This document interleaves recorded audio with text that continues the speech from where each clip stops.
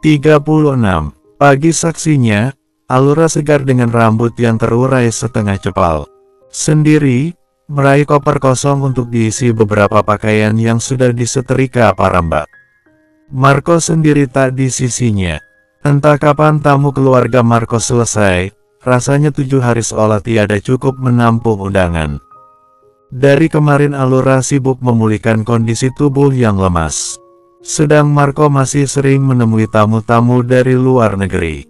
Tak ada malam pertama sejauh ini, Marco hanya ke kamar untuk memeriksa kondisi Alura, lalu keluar lagi. Sejatinya, Alura tak terlalu masalah karena setelah di Jogja nanti tiada yang akan bisa mengganggu mereka. Tujuan Bali diralat, Alura lebih tertarik ke Yogyakarta setelah Marco mengatakan di sana juga tidak kalah serunya. Apalagi kalau sudah bicara kulineran.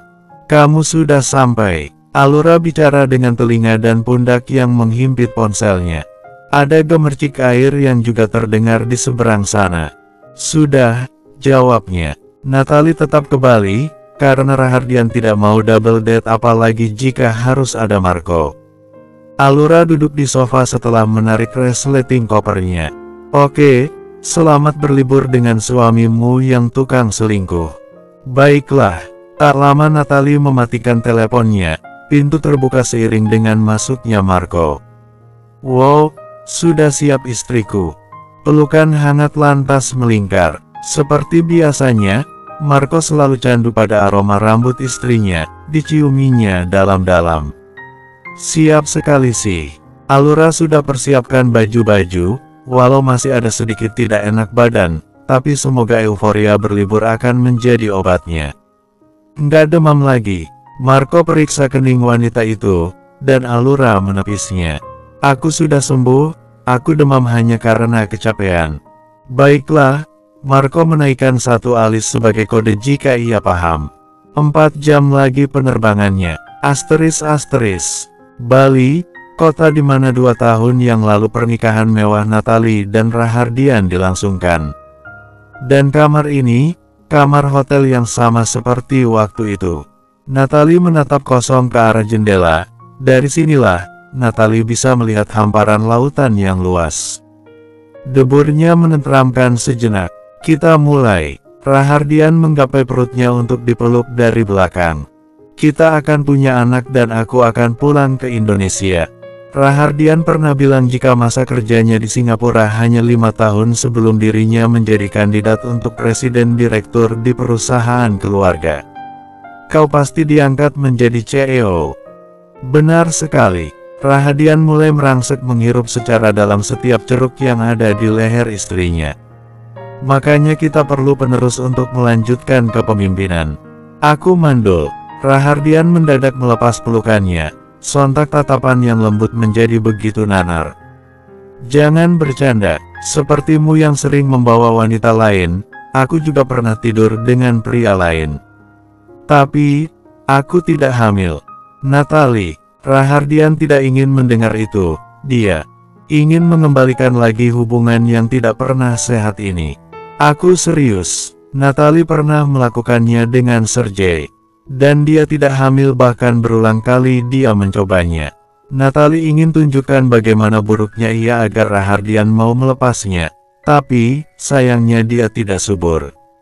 Sekarang, entah ada angin apa, tiba-tiba lelaki ini ingin memiliki anak bersamanya. Ceraikan saja aku, Dian, aku sudah tidak berguna lagi, bahkan hamil pun aku tidak bisa. Kau akan semakin memiliki alasan untuk meninggalkanku. Aku sudah memilihmu. Rahardian meredup tatapannya. Dan jujur saja, Natali begitu terkejut akan info ini. Kemarin saat Dira bertanya, aku memilih hidup bersamamu. Kenapa harus memilihku? Natali tertawa walau ini tidak lucu. Rahardian yang selama 2 tahun mengkhianati, kini memilihnya di depan mata Dira, katanya. Hebat bukan? Kau mencintainya. Natali ingatkan lagi bagaimana dulu Rahardian mencemooh dirinya hanya untuk selingkuhannya. Kita bisa memulai dari nol. Rahardian belai pipi Natali. Memang tidak sering, Tapi dia juga tidak lupa memberikan nafkah batin pada wanita itu selama ini. Namun, memang tidak ditampiknya kalau Natalie hanya seperti pemuas. Cinta Rahardian sudah tersemat untuk Dira, dan Natalie sangat amat paham itu. Entahlah, aku rasa kamu terlalu memaksa dirimu sendiri, Dian. Tapi ini awal yang baik, jujur saja. Jadi mari kita mulai kalau begitu. Kita akan program punya anak. Natalie mambut-mambut setuju, mungkin saja akan seumuran dengan anak Alura nanti. Siapa tahu saja memang takdirnya seperti itu. Asteris, ini resort sekaligus alamnya. Alura telah tiba di hotel yang dipesan Marco kemarin. Area persawahan, taman bunga di tepian sungai kecil buatan yang mengalir hingga tampak air terjun di sudut sana. Yuaps. Marco meletakkan tas, lalu duduk di kursi kayu panjang. Ukuran tanahnya luas, tempat yang asri dan terkesan berada di alam yang masih terawat kelestariannya. Satu rumah kecil bernuansa joglo orang-orang kaya zaman dahulu. Menuju ke sini saja, mereka harus melewati banyak jati. Yah, memang lokasi buatan yang dibuat seasri mungkin di wilayah yang sudah cukup asri. Nggak banyak resort dengan konsep seperti ini, walaupun sedikit mahal tapi kita seperti masuk ke tahun penjajahan. Alura menoleh, sedikit memunculkan tawa kecil di sudut bibirnya. Kenapa orang harus mengingat kembali masa pedih itu? Untuk paham arti perjuangan yang sudah dicapai. Bukan mudah negara ini merdeka, Alura. Tapi, aku pikir, setidaknya dulu, bangsa ini dijajah oleh negara lain. Karena sekarang, negara kita dijajah oleh pribumi. Oh ya, Alura menepiskan senyuman. Tidak perlu munafik. Nyatanya pribumi kita yang menginginkan produk luar.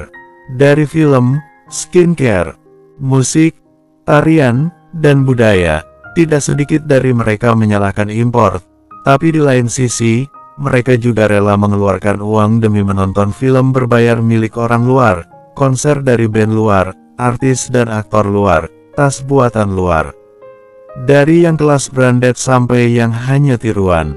Seolah, gembar-gembor yang dilangsungkan untuk pemerintah hanya demi menunjukkan egoisme individunya saja. Hanya pemerintah yang tidak boleh impor, tapi individunya tertanam bahwa K-pop the one and only.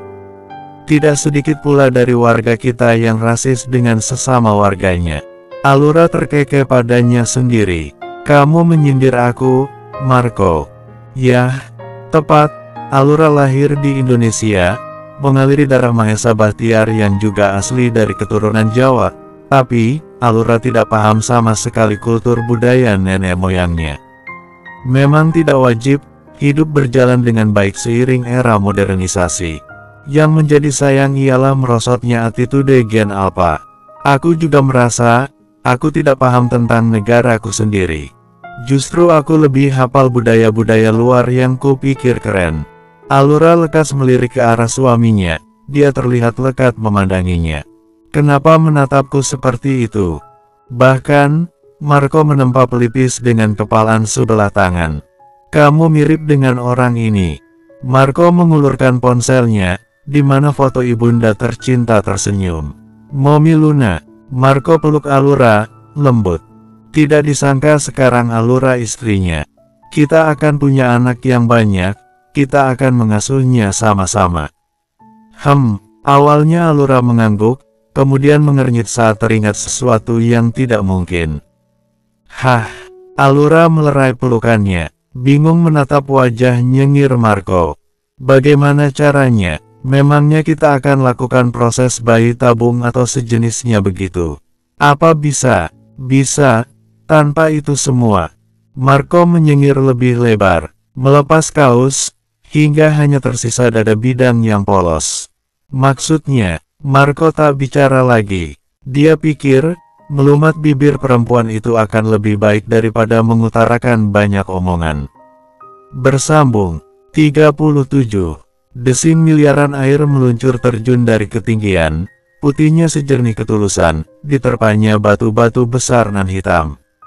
Bahana air terjun mengantar percikan ke sembarang arah yang pada akhirnya mengelok beraturan ke satu titik tujuan. Yah, meski untuk sesekali terhalang bebatuan kerikil yang terjal, tapi takdir Tuhan masih menjadikan air-air indah itu pemandangan menyejukkan. Angin berembus dari selatan, menerpa satu daun dedalu yang telah menguning hingga lepas dari tangkainya. Ia jatuh ke alirannya, terbawa arus, terombang-ambing layaknya sebuah alur di kisah-kisah para tokoh Tuhan. Begitu indahnya lanskap yang saat ini diterima mata kebiruan milik Allura. Wanita itu duduk di tepi sungai dengan kaos kemben putih dan sotpan berwarna senada. Mata yang mulai kehilangan lembaran daun kuning, lekas beralih pada suaminya. Marco baru saja menampakkan kepala setelah tenggelam di balik jernihnya air. Basah tubuh Marco yang bidang dan hanya mengenakan CD hitam. Allura terpana tidak hanya pada panorama di sekitar, melainkan tubuh putih mulus suaminya. Rambut yang basah dan dikibaskan itu, Allura tercenung untuk menikmatinya. Dilihatnya bibir yang dipenuhi butiran air, Allura damai mendapat takdir yang dia genggam, kini. Memiliki suami tampan, kaya, dan cara pikir yang high value itu cita-citanya. Allura yakin pernikahan keduanya pun belum bisa dikatakan berhasil. Akan tetapi, sekurang-kurangnya, Marco lebih bisa meyakinkan dirinya lewat banyak hal. Beberapa saat lalu, keduanya menikmati penyatuan yang pertama kalinya. Tak menyana sama sekali, pemuda yang Allura anggap tidak akan pernah memuaskannya, baru saja membuatnya melayang-layang. Allura tak bisa melupakan bagaimana cara Marco melahapnya. Mengagumi setiap risa, bahkan pori-pori kecil yang meliuk di raganya. Disaksikan alam semesta, keduanya saling memanjakan miliknya. Ranum pemuda itu telah terenggut, Allura sampai lupa bagaimana Emanuelson menggagahinya. Allura suka saat Marco meneriakkan namanya dengan seksi. Allura, Allura, Allura. Itu yang selalu tercetus selama Marco membuatnya melayang seakan hanya inilah hal yang Marco inginkan sepanjang hidupnya. Sekarang Allura percaya jika ada yang mengatakan, sejatinya tidak ada wanita jelek, kurus, gemuk, hitam, albino, pendek, tinggi, mancung, pesek, atau apapun itu, karena mereka semua akan menjadi cantik di mata lelaki yang tulus mencintainya. Marco definisinya, nyatanya setiap sentuhan yang Marco berikan bisa menginterpretasikan seberapa kagumnya pria tampan itu pada setiap lekukan yang ada di tubuh Allura. Sekilas Allura terngiang, di atas batu, di atas bangku taman, bahkan di bawah air terjun, bara dalam gelora cinta membakar keduanya. Masih ingat saat Marco menciumi lehernya dari belakang. Semuanya terasa terlalu indah untuk dilupakan. Marco berjalan menepi, memposisikan kepala di atas pangkuan Allura yang masih nyaman duduk di atas batu besar. Saling menatap satu sama lain dengan bibir tersenyum. Dulu aku kira, tidak ada yang lebih indah dari Momi dan tempat ini. Tempat ini sempat tidak lagi berarti setelah kepergiannya. Now, kamu hadir sebagai bukti bahwa masih ada indah meski kematian sempat merenggut satu-satunya keindahan yang kumiliki. Life must go on. Ternyata begini ya punya istri cantik yang sudah pengalaman. Marco puas, sejatinya meskipun playboy, Marco belum pernah sekalipun melakukannya. Tidak rugi jika dia terpincut pada mantan janda berpengalaman. Allura pandai gerakan inovasi. Tidak terkesan malu-malu sama sekali. Tidak perlu ada drama kesakitan yang berujung menyebalkan. Bahkan, Allura tampak menikmati gempuran yang Marco berikan sambil memuji ukuran supernya. Meracau untuk terus dibuat nikmat. Ini luar biasa, Marco suka wanita yang menunduk untuk mencium bibirnya, kini. Mau lagi nggak? Sedikit berbisik, tapi Allura mendengarnya. Siapkan saja untuk malam ini, gimana kalau di depan api unggun? Lebih enak lagi kalau posisinya, aku berdiri sambil menjambak rambut panjang kamu yang berjongkok memanjakan puniku. Marco tertawa seraya menepis tangan yang mencubit dadanya. Terima kasih mau menjadi istriku, bisiknya kemudian. Sama-sama, Alura menatap bangkitnya pemuda itu, lekas terpejam menerima kecupan yang bermuara di bibirnya. Marco tersenyum penuh arti. Kamu tahu tidak, kenapa di tempat yang seluas ini, kosong dan hanya kita berdua?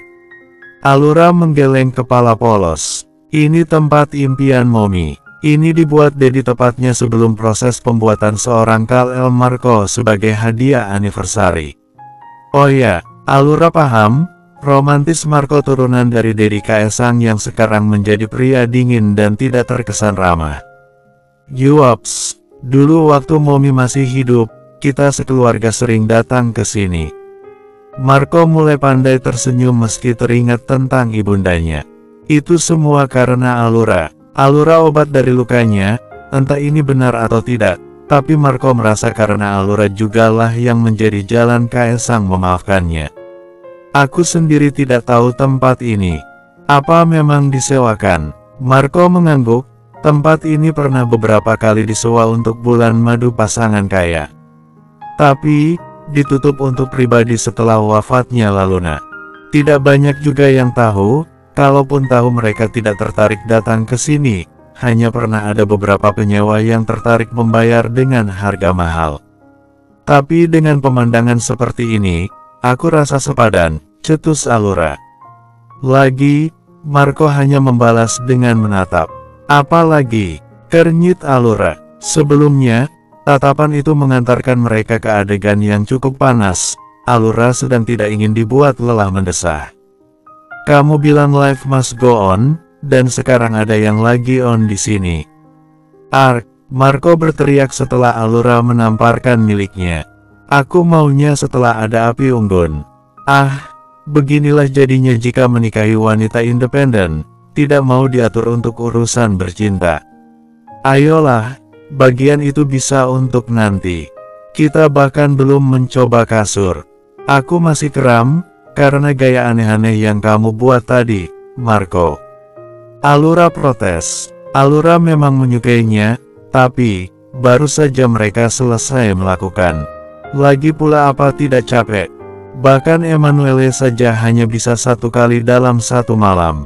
Marco tidak perlu waktu 1 jam untuk bisa memintanya kembali. Aku kecanduan kamu. Kalau sudah begitu mau apa lagi? Ini hari kemenangan Marco setelah menikahinya, maka dia akan pasrah dengan seluruh jiwa muda si berondong tampan. Asteris. Rahardian mengulur kopi susu untuk Natalie yang duduk bergulung dengan selimut putih tebal. Ia lantas menatap wanita yang mencium aroma dari cangkir pemberiannya. Kamu menginginkan priamu, tidak? Geleng Natalie. Kau tidak menikmatinya seharian ini. Rahadian rasa Natalie tidak menikmati sentuhan dan amukan ranjangnya. Mungkin, memang ada seseorang yang membuat Natalie lebih puas. 2 kali mereka melakukannya, tidak ada raut yang mengatakan jika Natalie menyukainya. Maafkan aku kalau kau tidak merasa senang dengan permainan Natalie. Hardian mencibik. Aku puas. Tapi aku tidak merasakan kepuasanmu. Mungkin karena kamu pernah melakukannya dengan pria lain. Natalie meletakkan cangkir di nakas, lalu meraih CD dan bra kembali untuk dipakainya. Mata Rahardian mengikuti arah langkah wanita itu hingga berhenti di sisi jendela. Bila diingat ke belakang, Rahardian amat sangat bodoh karena menyia-nyiakan wanita seksi seperti Natalie. Pantas banyak lelaki yang bergiliran ingin menjadi penggantinya. Dia baik meski keras. Dia meratukan aku meski di bawah kakinya tertunduk ratusan anggotanya. Dia kuat untuk hal bercinta. Tapi, aku masih bodoh pulang lagi padamu. Natalie membicarakan Sergei dengan nada yang terkesan menyesalinya. Bersambung. 38. Kau sepakat kita akan kembali. Rahardian pikir, mereka pernah sama-sama melakukan perselingkuhan, jadi apa salahnya jika mulai saling memaafkan. Natalie kemudian menatap suaminya, hal yang tentu saja asing baginya. 2 tahun lamanya Rahardian menyelingkuhi, sepinya dia usir dengan menjadi jalang. Natalie ingin pada akhirnya Rahardian melepaskannya. Dan dia akan berusaha untuk menerima segalanya mulai dari saat itu tiba. Nyatanya sudah sejauh ini dia mengalami gejolak dari kesakitan hati sampai yang benar-benar berada di titik terendah ketika kabur di pelukan mafia. Rahardian masih memungut dirinya kembali untuk hamil. Apa alasanmu lebih memilih aku daripada Dira yang kau sayangi sepanjang hidupmu? Rahardian angkat bahu enteng. Kemarin aku pernah kehilanganmu. Dan ternyata rasanya tidak terlalu enak. Aku mau kita mulai kembali dengan hubungan yang lebih sehat. Natalie bisa menyimpulkannya sekarang. Rahardian menyesal setelah dirinya membawa Marco yang hanya anak ingusan. Lantas pergi bersama Sergei bahkan tidak mengabarinya untuk waktu yang lama. Gimana dengan Dira? Tanya Natalie. Kemarin Natalie masih melihat foto Rahardian diunggah wanita itu. Dan sekarang kenapa Rahardian seolah hubungan mereka sudah beres? Sudah ku bilang aku memilihmu, kata Rahardian. Lantas, apa Natalie harus percaya? Apa Natalie harus langsung tersentuh? Tidak, Natalie sulit mempercayai pria yang bahkan menyiksanya dengan kehadiran Dira. Kau bisa menikahinya kalau kau mau, dan aku akan menutupinya dari papa. Natalie meraih handuk kimono miliknya yang lekas dicekal tangan Rahardian. Kau ini kenapa? Tukasnya. Kemarin kau mau aku memperhatikanmu bukan? Benar, Natalie ingin itu. Tapi, entahlah, 2 tahun berharap itu tidak sebentar. Nyatanya omongan Rahardian tidak mudah dipegang. Aku cuma mau kamu bersikap transparan lagi seperti kemarin. Aku tidak suka kalau kamu tipu aku dari belakang secara diam-diam. Setidaknya selingkuh kamu yang kemarin lebih baik, Dian. Dengan cara apa aku meyakinkanmu? Aku sendiri tidak tahu. Natalie menepis tangan yang masih melingkar di pergelangan tangannya. 2 tahun bukan waktu yang sebentar untuk menjalani pernikahan dan pengkhianatan di waktu yang bersamaan. Rahardian meredup tatapannya. Andai kau jadi aku, kau akan tahu, Dian, aku kosong meski aku banyak menyewa jasa pria muda untuk menemaniku minum. Bisingnya kelap malam, tidak mampu menyemarakkan reruntuhan dinding-dinding hati yang hancur olehmu. Natalie terkekeh samar. Selain pilihan orang tuamu, aku bukan wanita yang baik. Aku sudah banyak mengumpulkan pemuda hanya demi menepiskan kesakitanku. Rasanya gelas yang sudah pecah hingga menjadi ribuan serpihan debu tidak akan pernah bisa utuh kembali, Dian. Aku masih berharap bisa. Rahardian yakin mereka hanya terlambat untuk memulai, tapi tidak ada kata terlambat untuk memulai.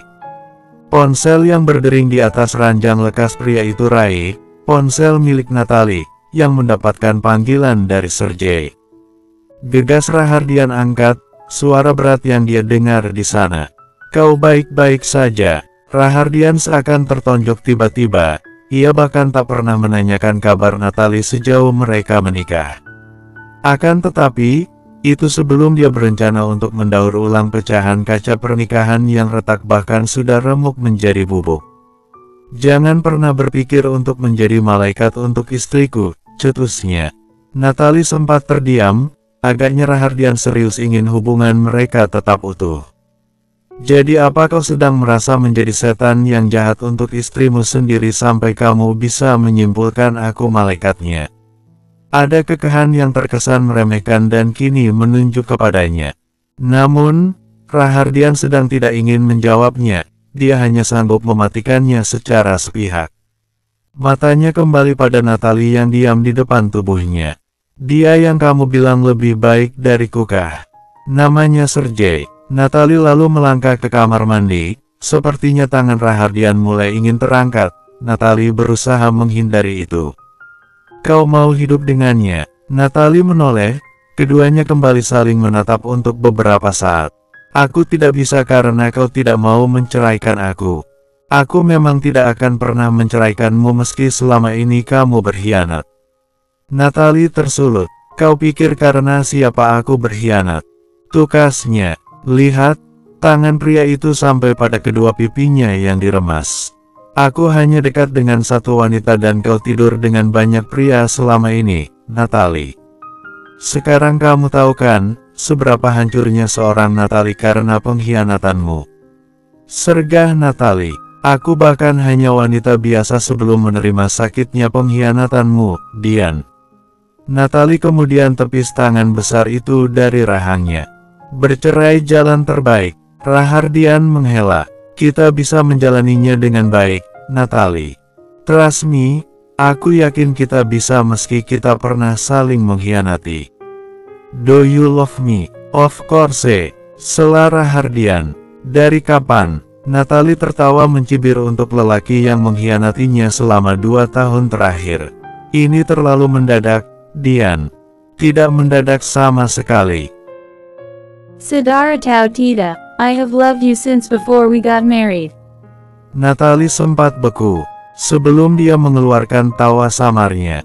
Lucu sekali. Selama ini kau bahkan sudah menyelingkuhi aku sedari kita menikah. And then, kamu suruh aku percaya bualanmu. Rahardian cukup tercekik. Diamnya membuat Natalie menghela napas. Oh my god, inikah bulan madu kita? Tanyanya. Natalie melanjutkan masuk ke dalam kamar mandi. Ponsel yang berdering kembali gegas Rahardian banting hingga hancur di lantai. Asteris. Esoknya, Marco memeluk Allura. Keduanya duduk di depan perapian dengan satu gulungan selimut yang sama. Telepon dari Natalie dikeraskan hingga Marco pun mendengarnya. Kenapa menangis lagi? Natalie jarang menangis, tapi saat menangis, Allura tahu bagaimana suaranya yang bergetar. Dian Said, hello Vesmi, lirihnya. Setelah sekian lama, Allura mengerut keningnya cukup kuat. Aku juga tidak tahu. Natalie terdengar menghela napas lalu mengembuskannya. Tuan memanggilmu, Nyonya. Terdengar pula suara itu. Agaknya, pengawal Rahardian sudah mulai merusuh. Aku sudahi dulu. Natalie mematikan teleponnya. Allura diam sesaat bersama Marco yang mulai iba pada Natalie. Di tengah diam, Marco berceletuk. Andai aku di sana, aku akan memeluknya. Allura menamparkan mulut yang tak segan membuatnya cemburu. Kau ini wanita atau bukan sih? Aku bahkan bisa membunuhmu kalau kau berani memeluknya lagi. Ancam Allura. Marco mengusap bibir. Sudah sedikit jontor karena gigitan Allura sekarang ditampar dengan teganya. Ini termasuk ketret. Asteris. Bangun tidur di pagi hari, Natalie keluar dari hotel hanya dengan dress tipis. Kota yang dikenal akan keramahannya, pemandangan yang luar biasa digemari turis asing. Tak heran jika pakaian seksi Natalie tak menjadi bulan-bulanan orang sekitar. Mereka justru bertanya-tanya kenapa dengan raut wajah yang tidak tampak bahagia. Natalie jenuh di kamar saja, dengan rambut acak-acakan dia berjalan-jalan hingga bertemu seseorang yang mau meminjamkan ponsel padanya. Baru sebentar bicara dengan Allura, Rahardian memanggilnya. Di atas meja kamar hotelnya, paperback bertuliskan brand terkenal menyambut kedatangan Natalie. Dian yang duduk di sofa dengan pakaian rapinya, lantas bangkit saat Natalie kembali. Itu ponsel barumu. Aku mau kamu melupakan Sergei seperti aku melupakan Dira. Dan kita akan mulai sama-sama. Bersambung. 39. Sempat Marco cuti kuliah, tapi akhir-akhir ini skripsi tetap dijalaninya. Untungnya Allura bisa diandalkan soal survei, eksperimen, analisis, fenomenologi, del. Sejauh ini Allura yang paling banyak mendukung suaminya. Bahkan mencari bahan untuk penelitian saja, Marco ditemani istri cantiknya. Yah, tetapi, syukurlah, semua masa pelik itu telah dilewatinya. Agenda hari ini, Marco hanya diam di tempat mertua sebelum besok pagi akan benar-benar mengikuti evaluasi. Seperti biasanya, para old money saat libur tidak lengkap jika tidak berkumpul. Ada Opa Rega, Opa Arjuna, Yayan Raiden beserta para asistennya, juga dua ipar tampan Marco yaitu Guntur dan Langit. Opa Rega dan Yayan Raiden tengah adu skill, menunjukkan keterampilan ujung stick golf miliknya masing-masing. Sejauh ini, keduanya seri, tidak ada yang lebih unggul. Di lain pihak oleh karena satu kali saja pukulan Marco, bola putih kecil itu masuk ke dalam lingkaran. Raiden angkat wajahnya sombong. Di mana Rega tak mau kalah dari bangsawan tersebut tentu saja. Cepat langit, lemparanmu harus lebih baik daripada Marco, paksanya. Opa pernah ajari kamu cara menghitung rumusnya. Langit tak mau bangkit. Justru, anak itu menjawab dengan santai.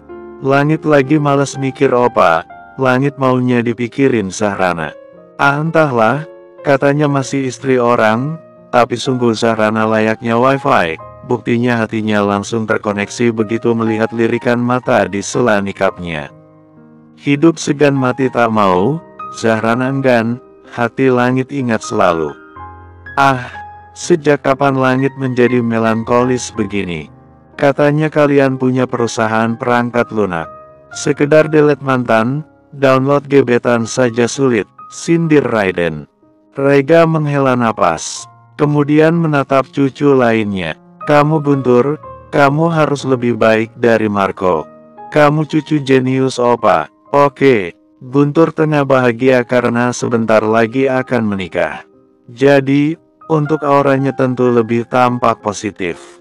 Guntur berdiri di sisi Marco, mengayunkan tongkat dan melambungkan bola kecilnya dengan pukulan tepat sasaran.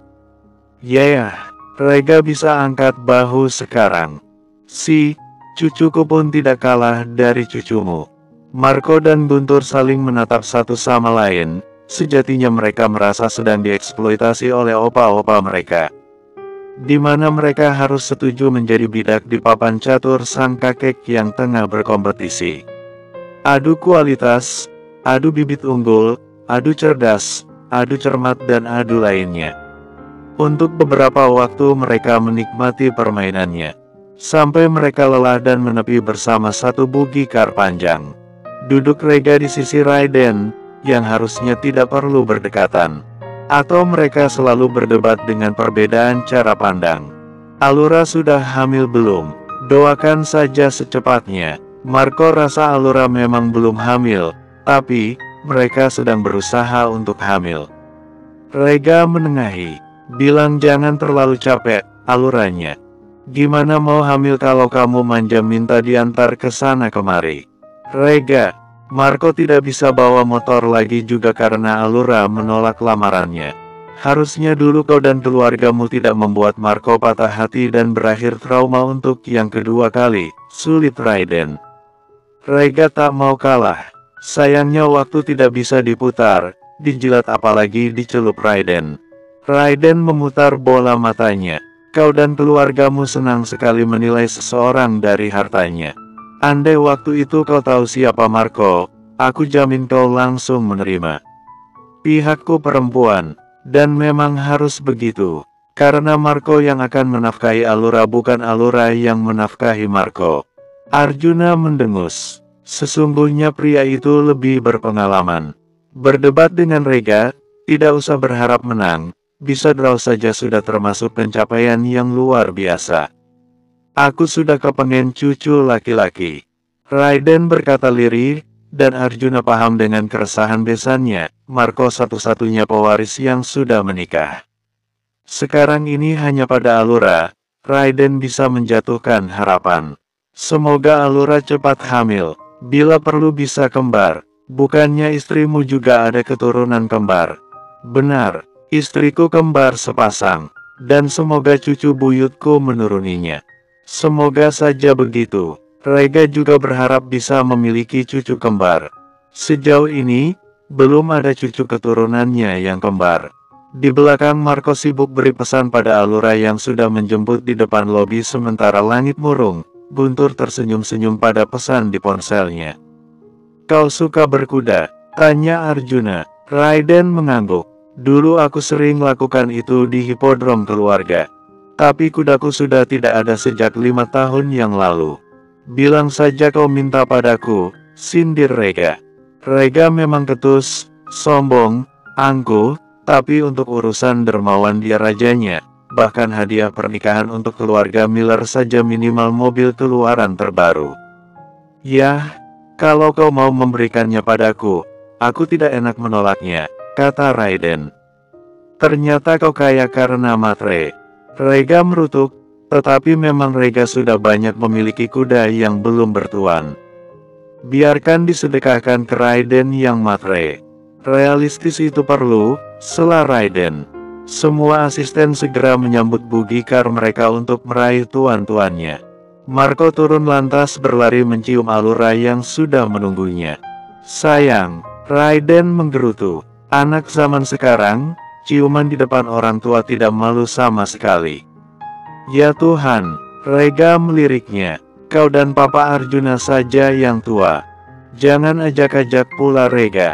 Kau ini raja menyebalkan, cela Raiden. Raja, on tidak, ini pelanggaran. Jangan kurang ajar, Raiden. Raja itu nama almarhum dediku. Kau harus sopan. Oho, aku bahkan tidak berpikir mengejek nama bapamu seperti zaman kita kecil. Langit menabrak lengan Rega yang lantas menatap pemuda gila itu. Langit, aku hampir kekurangan oksigen karena tidak menikahinya. Opa, lirihnya lebay. Guntur merangkul adiknya. Aku jamin kau akan dapatkan Zahrana karena kau cucu kesayangan Pak Tua itu, bisiknya. Aku juga yakin. Tapi, Zahrana masih istri orang masalahnya, bisik balik langit. Asteris. Kau lelah sayang? Tanya Allura. Marco bermanja-manja di lengan wanita itu. Allura sudah masuk ke dalam mobil, dia yang ambil setir sementara Marco yang membonceng. Siapa yang lelaki siapa yang wanita mereka seperti tertukar jiwa, Allura maco dan Marco manis. Allura mendengus lelah. Aku baru saja bertemu Natalie. Ada hal penting yang perlu kami bicarakan. Tentang apa? Tanya Marco. Rahardian, apalagi kali ini? Marco serius. Allura pun tidak cukup paham. Sedikit keanehan. Tapi, Natalie bilang Natalie bisa mengatasinya sendiri. Baiklah, Marco tidak bisa bantu lebih banyak mengingat urusan skripsinya belum beres. Allura kaget saat Marco menciumi bibirnya, lalu keduanya saling menatap. Kita belum coba di mobil kan? Mumpung di sini kita perlu memacu adrenalin yang lebih tinggi. Allura tertawa, tapi setuju dengan usulan itu. Lekas mereka menoleh ke kanan dan kiri, sambil mencari parkiran yang tidak banyak didatangi manusia-manusia. Kau di atas ya? Marco bernegosiasi dan Allura setuju. Dia akan lakukan itu seperti yang dahulu dilakukan Silviana dan Noel. Bersambung, 40. Bahkan sekalipun Allura tidak sesuai dengan standar seksinya mata lelaki Indonesia yang harus serba menonjol brutal, Marco memiliki kecenderungan dengan tubuh istrinya. Allura tinggi, jenjang, putih mulus, jernih, ukuran kabra tidak terlalu besar, tetapi Marco selalu menunjukkan raut kecanduan. Postur tubuh Allura seperti model-model yang dahulu sering Marco lihat di majalah fashion ibunya. Allura definisi tipe sesungguhnya bagi mata Marco. Marco mengecup kening, keduanya kembali ke jok masing-masing. Allura segera melaju dengan mobilnya setelah cukup tenang atur napas yang sempat berantakan. Kakimu kram? Marco bertanya karena Marco yakin bercinta di mobil tidak sebebas di atas ranjang yang bisa guling kanan-kiri. Aku baik-baik saja. Allura membetulkan kembali rambut setelah pakaiannya. Marco hanya tertawa, mereka ini tidak tahu tempat. Selagi mobil melaju santai, keluar dari parkiran hingga menembus jalan raya. Aku sudah hubungi profesional driver. Untuk, Allura melirik sesekali ke arah suaminya sambil masih fokus pada jalanan kota yang tidak macet meski cukup padat. Aku mau menyetir lagi. Allura mendadak menoleh, kemudian berdecak lidah sekejap. Jangan paksakan dirimu dulu, Marco. Yah, bahkan Allura tak memanggilnya Mas, itu karena Allura lebih tua. Aku tidak mau kamu yang menjadi suamiku. Sontak Allura tertawa geli. Jadi ini alasan Marco ingin menyetir kembali. Walau aku yang menyetir aku tetap istrimu, sayang. Yah, Marco tahu itu, tapi Marco ingin sembuh dari trauma masa lalunya. Tetap aku harus bisa mengembalikan otakku. Aku mau hidup normal tanpa trauma lagi Allura. Allura setuju, Alura juga ingin Marco tidak lagi merasa bersalah. Karena kematian sudah menjadi takdir Tuhan. Kalau begitu, selamat berjuang sayang. Tak ada ancang-ancang, Marco menyentak pipi Alura dengan bibirnya. Thanks my wife. Alura hanya tersenyum kecil, fokus lagi ke jalanan Jakarta Selatan. Sampai, Marco membuka salah satu laci kabin mobil. Hey, terdapat lembaran-lembaran foto di mana Marco dan mantan pacar-pacar bayarannya bergandengan tangan bersama. Kau memotretku diam-diam. Marco sendiri tak paham, kapan foto tersebut diambil. Dia tidak ingat sama sekali kapan tepatnya. Alura terkekeh-smirk. Ini saat kamu merayu perempuan-perempuan di kampus. Jadi kau mengintaiku, cecar Marco. Yah, Alura aku itu. Dulu Alura sempat beberapa kali melihat Marco, dan Alura hanya menyimpan gambar pemuda itu dengan kamera mahalnya. Aku tidak sadar, saat itu aku bahkan sudah merindukanmu. Sweet sekali. Marco merangkum kedua pipinya sendiri, sok imut. Di mata Alura, sekarang tipenya yang semanis Marco. Kamu lebih sweet. Keduanya lama terdiam menikmati perjalanan. Hingga, ingatan Alura teralihkan setelah melihat iklan film wedding di baliho. Oh ya, Guntur mau nikah, kita kasih apa ya? Alura tidak paham selera calon istri Guntur yang masih terlihat bocah. Marco mungkin paham selera wanita karena profesinya dulu. Tiket honeymoon saja, keliling dunia. Alura rasa tidak cocok. Kalau berupa tiket yang dibeli dan ride, tidak berkesan. Uang Guntur bahkan lebih banyak dariku. Marco berpikir, benar juga yang dikatakan Alura. Guntur saja presdir. Kalau soal uang maka tidak akan ada kurangnya. Mau yang berkesan, Marco ada ide. Dan ini sudah dijamin akan berhasil. Apa? Marco membuka laci, di mana Alura menyimpan mainan pribadinya. Yah, mainan sebelum menikahi Marco. Yang semacam ini saja. Alura sontak merebut benda itu, menjambak rambut suami yang terkakak. Gila kamu, kau bilang mau berkesan. Marco terkikik geli melihat ekspresi wajah Alura. Mungkin Alura pikir, Marco tidak akan pernah menemukan benda-benda itu. Enak pakai itu apa pakai yang asli? Alura menamparkan paha Marco keras. Sepanjang perjalanan keduanya hanya bertengkar sampai tiba di kediaman Mahesa Bahtiar. Guntur dan kekasihnya tengah duduk di taman bunga dekat kandang Jeffrey. Marco keluar lebih dulu, membukakan pintu untuk Alura tercinta, bahkan bila perlu menggelar karpet merah untuk wanita itu. Sambil melirik ke arah Guntur, Marco amati wajah calon ipar Alura. Wow, ternyata cantik juga ceweknya adik ipar. Awas matanya, tegur Alura. Untuk meredam kecemburuan, Marco memeluknya dari belakang. Kau yang tercantik istriku. Bukan hanya itu, keunggulanmu terlalu banyak. Tidak ada yang lebih binal darimu untuk urusan bercinta dengan Marco. Alura hanya diam menahan senyum. Bersambung, 41. Setengah tahun yang lalu, tepatnya ketika London mengalami perubahan warna daun, dari kuning oranye, bahkan merah. Siang panas dan dingin di malam hari, terkadang hujan tak mengenal waktu. CEOX Meria duduk berkutat dengan laptop kerjanya. Guntur sudah cukup tahun bekerja di tempat ini, karir cemerlang, wajah tampan rupawan, semua nyaris sempurna. Nyonya kalah judi lagi, bos. Guntur mendesah ke udara, neneknya yang satu itu memang sering membuat Guntur menghela napas lelahnya. Selena, ibu dari Papi Esa yang tinggal bersamanya di kota ini. Setelah tidak lagi kedapatan mabuk-mabukan, di masa tua, Selena justru bermain judi online yang siklusnya selalu sama, menang di awal dan kalah di akhir.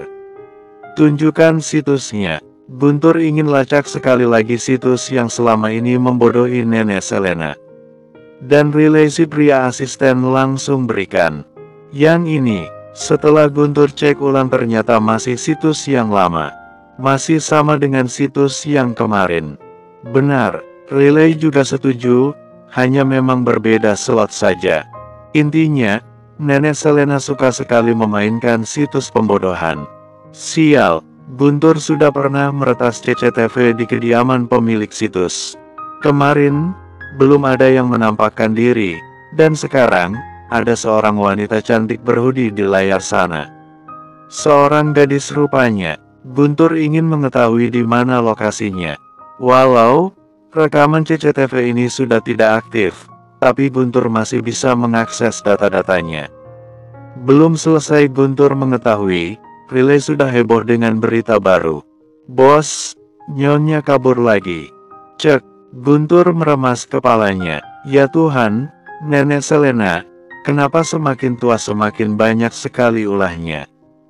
Guntur bangkit dari kursinya, berlari keluar karena jika neneknya sampai hilang, maka tamatlah umur lehernya. Guntur langsung masuk ke dalam lift, menaiki mobil untuk menuju tempat di mana pengasuh Nyonya Selena mengabarkan berita terakhir saat Selena kabur. Tepatnya di mal besar daerah pusat politik Westminster. Hei, Selena sudah duduk bersama wanita cantik berpakaian kasual. Gadis yang mulai familiar. Ya, Guntur ambil ponselnya lalu memeriksa lagi wajah pemilik situs judi online yang tadi diretasnya. Dan ternyata memang match. Oh, jadi setelah lewat online tidak cukup, wanita itu masih belum puas juga hingga harus menipunya secara face to face.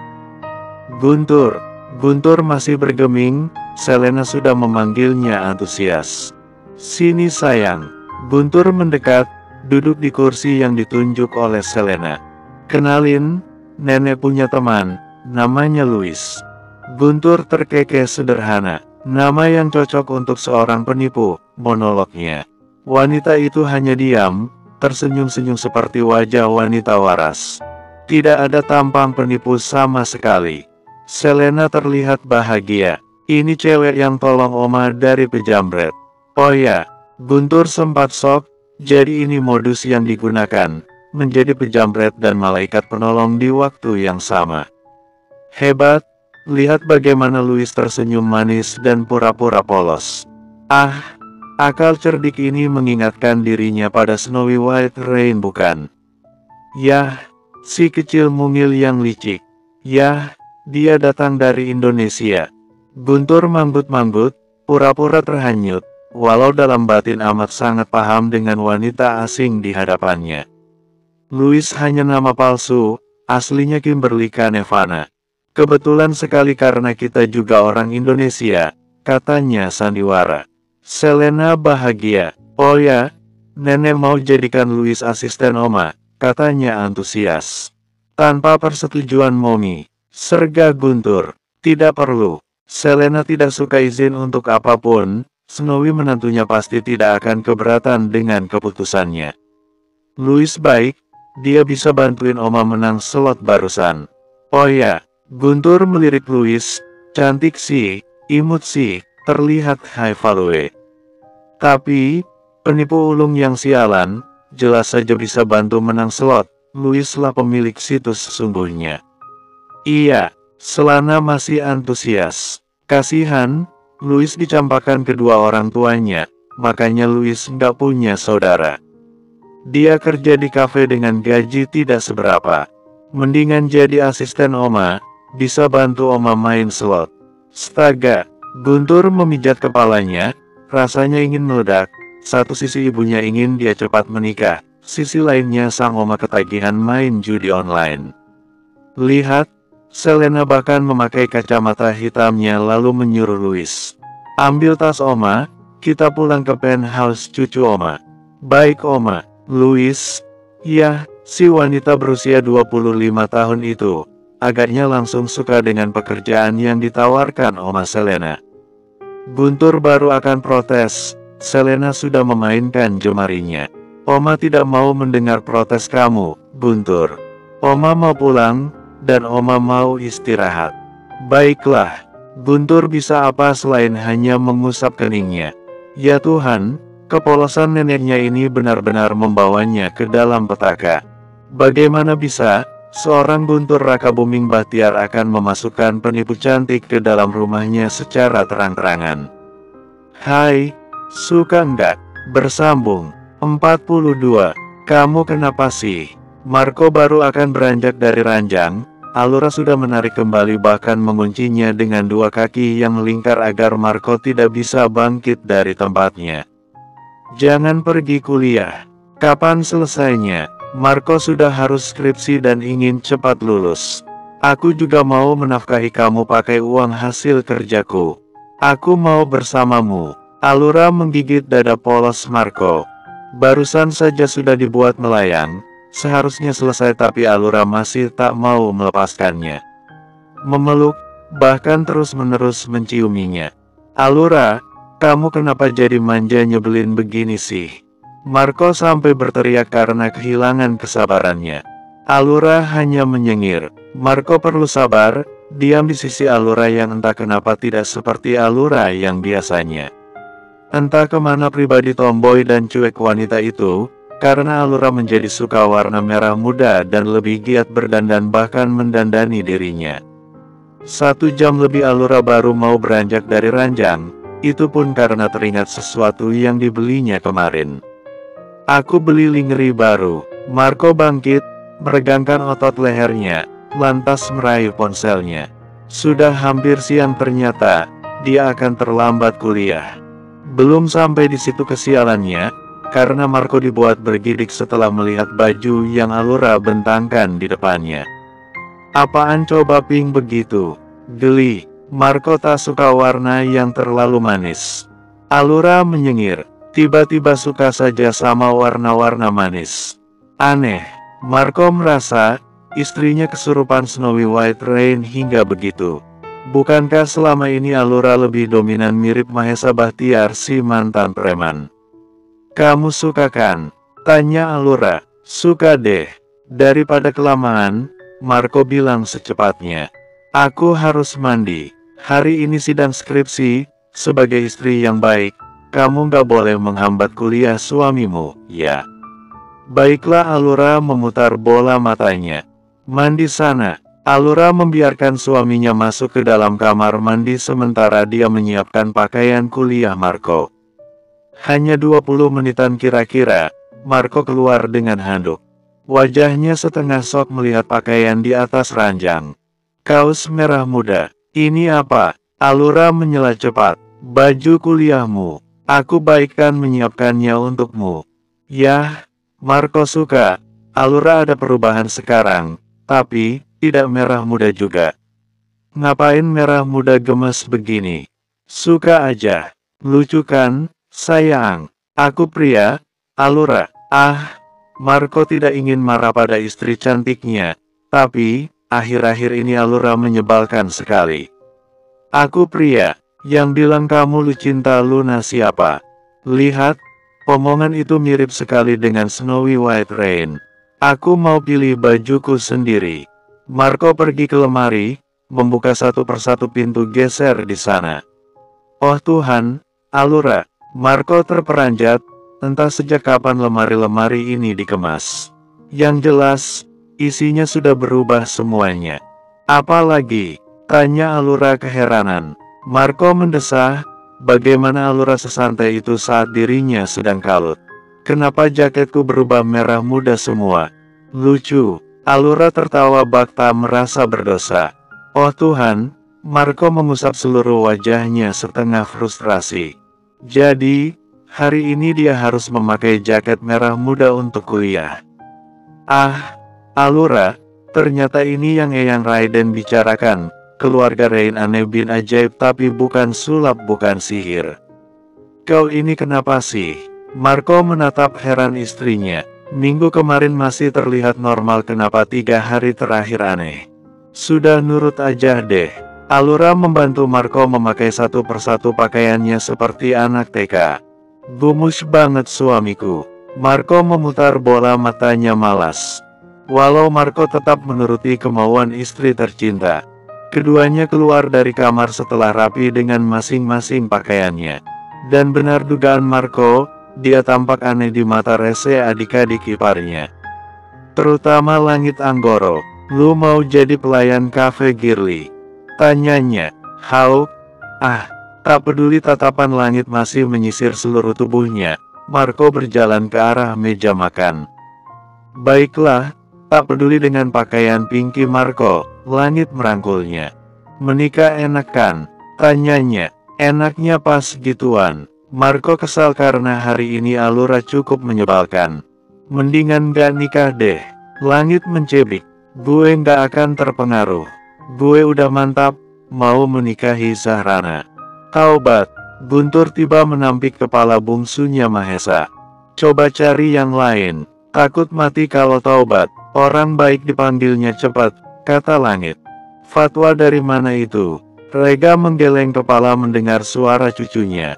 Setiap beberapa hari sekali Rega tidur di rumah Snowy lalu kembali ke kediaman Sky. Langit hanya menjawabnya dengan ciuman sayang di pipi Rega. Kau ini kenapa sih? Sehat-sehat, Opa. Karena Langit tidak yakin masih mendapatkan kekuatan kalau Opa nggak ada lagi. Hieleh. Rega memutar bola matanya. Langit lalu menatap Guntur yang menarik kursi untuk calon istrinya. Cepetan kalian nikah deh. Gua langkahi juga, lu. Guntur hanya terkekeh menyebalkan. Bahkan meledek Langit dengan mencium pipi wanita cantik di sisinya. Biarkan jomblo meratap. Belum nikah, Guntur. Rega menegur. Guntur menyengir dengan dua jarinya. Peace Opa. Snowy dan Mahesa tiba dengan ponsel dan raut sibuknya. Pernikahan kalian sebentar lagi. Kalau bisa hari ini sudah selesai gaun pengantinnya. Guntur manggut-manggut. Kemudian menoleh ke arah Alura yang baru tiba dan langsung meluap-mual. Weh, apa sih? Kernyit Guntur. Marco pun mengerut kening melihat mual istrinya. Kamu sakit, sayang? Guntur bau. Alura mengibaskan tangannya di depan hidung. Bahkan mual kembali saat mendekati Guntur. Apaan bau? Protes Guntur. Seorang Guntur, CEOX Meria yang bahkan pernah ditempeli ratusan wanita di kampusnya, bau. Beneran, Alura menggebu-gebu. Snowy memeriksa aroma putra keduanya. Guntur tidak pernah bau. Guntur wangi ya. Nggak suka wanginya. Alura mual. Itulah kenapa parfum Marco dia ganti dengan wangi-wangi segar menggemaskan ala gadis. Alura sedang tak suka dengan wangi yang terlalu maskulin. Kamu kenapa sih Yang? Kamu ngidam? Tanya Mahesa. Tangannya refleks memeriksa dahi Alura. Apa sakit? Ngidam. Marco baru bisa menyengir setelah sekian lama. Jadi mungkinkah semua perilaku aneh Alura menjadi tanda-tanda ada calon bayi di dalam perut wanita itu? Cek dulu ke dokter. Kalau ada langsung tes peks sajalah. Rega beri usul. Kalau ia hamil, Raiden pasti salto setelah itu. Berkoar-koar kalau cucunya hebat bisa menghamili cucuku.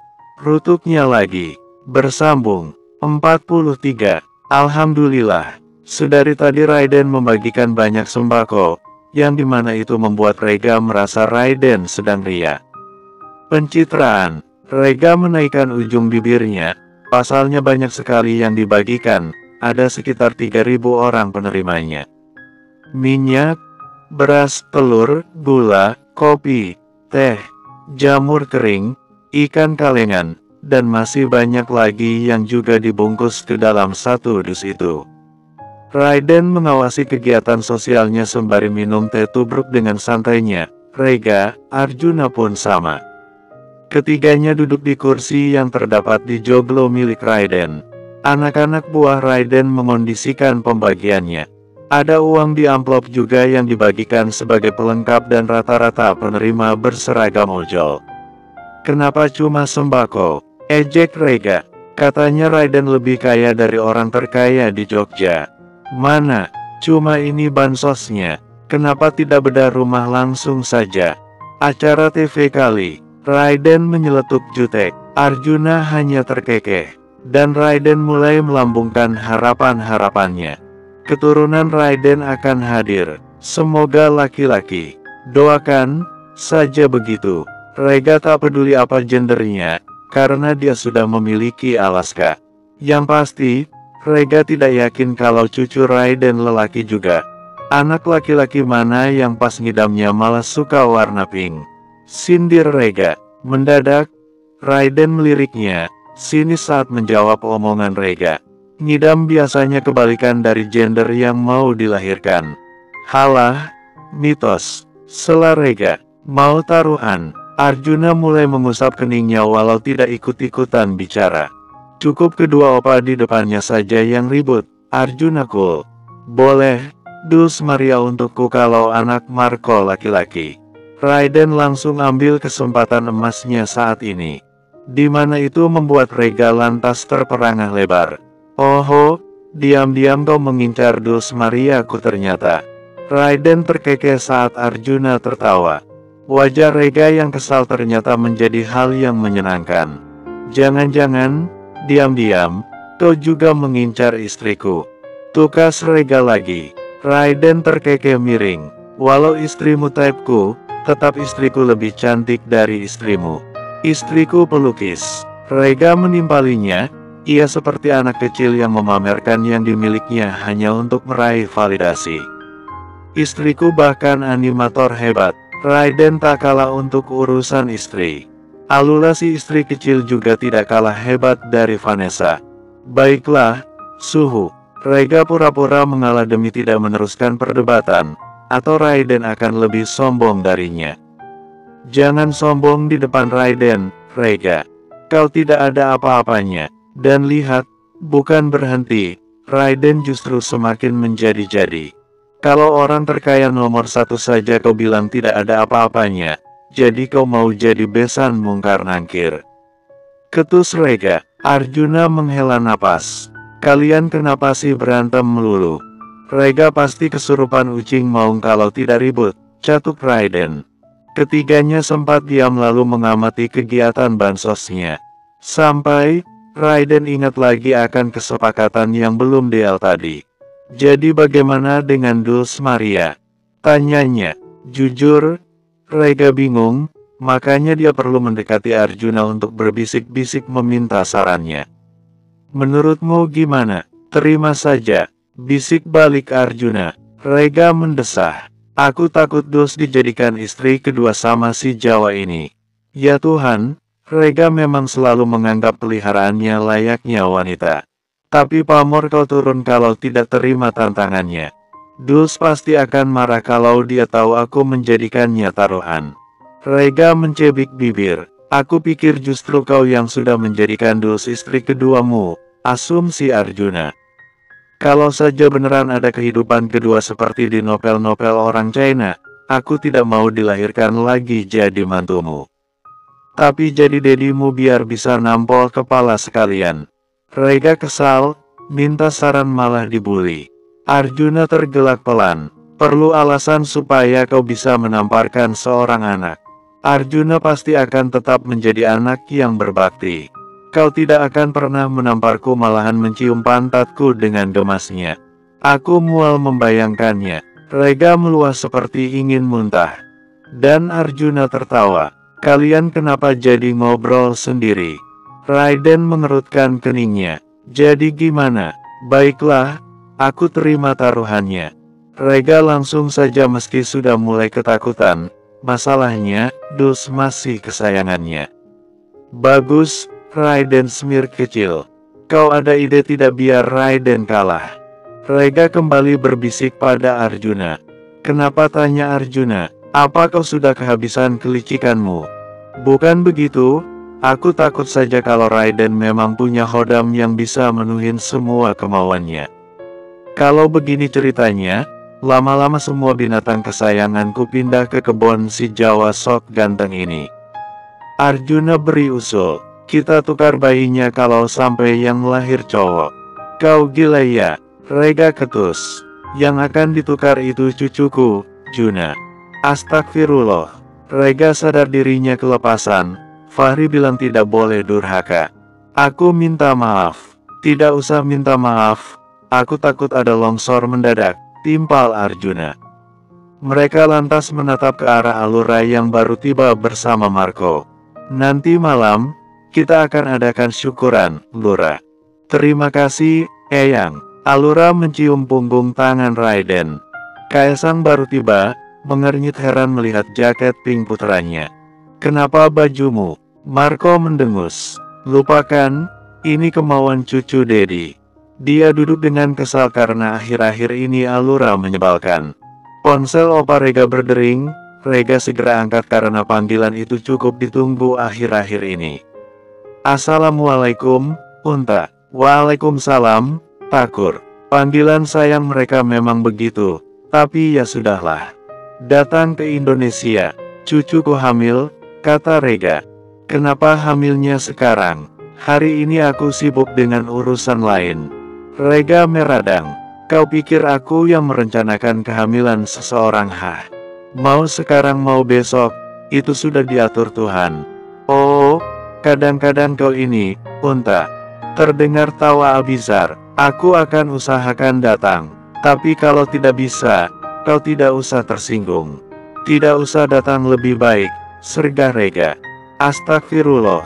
Abizar terdengar menghela napas. Ia pikir, semenjak menjadi besan Rega, ia harus sering-sering istighfar. Baiklah, aku datang. Bagus, jangan lupa bawa oleh-oleh. Allura mengusap perutnya. Semoga saja anak yang dikandungnya tidak mewarisi sifat menyebalkan orang-orang crazy rich ini. Yaps, kisahnya berakhir sampai di sini. Kita tunggu kisah yang baru ya. Tamat.